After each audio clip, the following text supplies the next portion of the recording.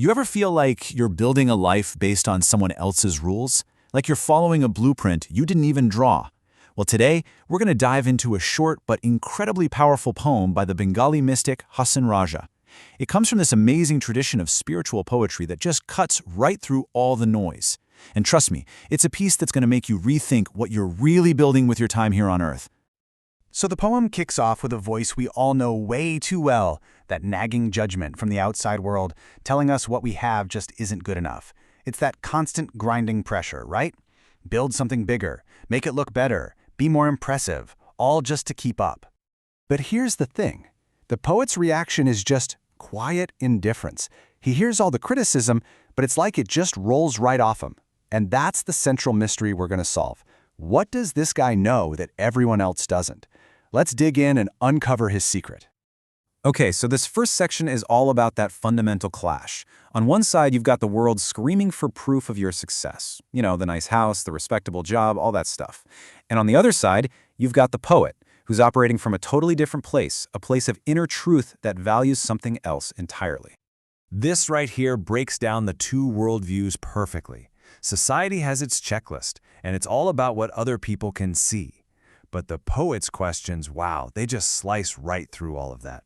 When he asks, what can I build with nothing? He's not just saying he's broke. He's questioning the whole idea of building a life with stuff that just doesn't last. And that last question, how long will I stay? Man, that just pulls the rug out from under the entire game.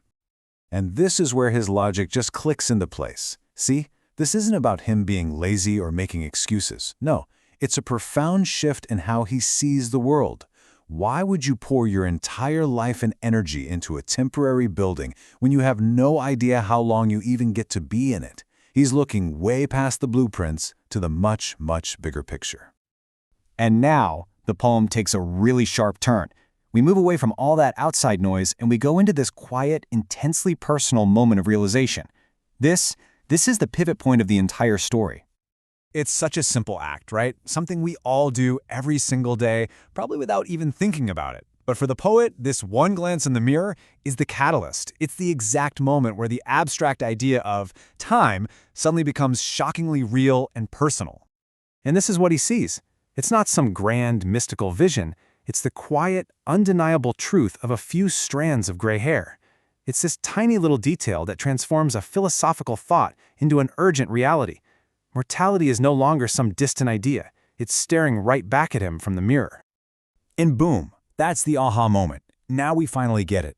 The reason he never built the house wasn't because of what people said or because he didn't have the money.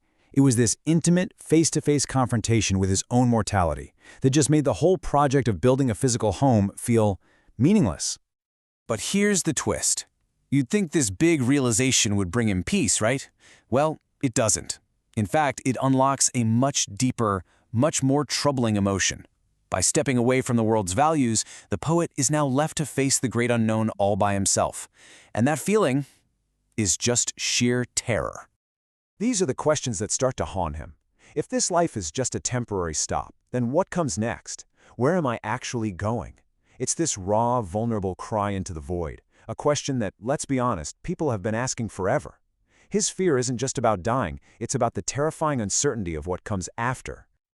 This line is just so powerful because it gets right to the emotional heart of the poem. This isn't some intellectual puzzle for him. It's a deep, human crisis. His inaction, his rejection of what everyone expects, it's born from this profound and paralyzing dread that literally brings him to tears.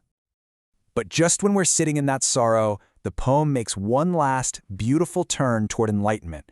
The whole perspective shifts, moving from the problem to the solution, from that deep fear to a profound and really liberating piece of wisdom. And here it is.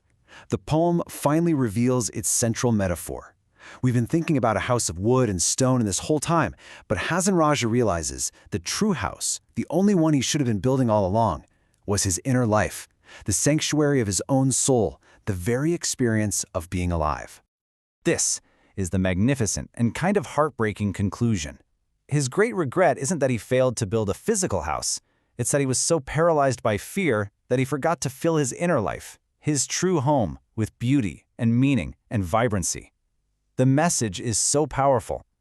Don't just build a shelter for your body, build a beautiful life for your soul. So as we wrap up, it's pretty incredible, isn't it? This poem is centuries old, but it feels like it could have been written this morning.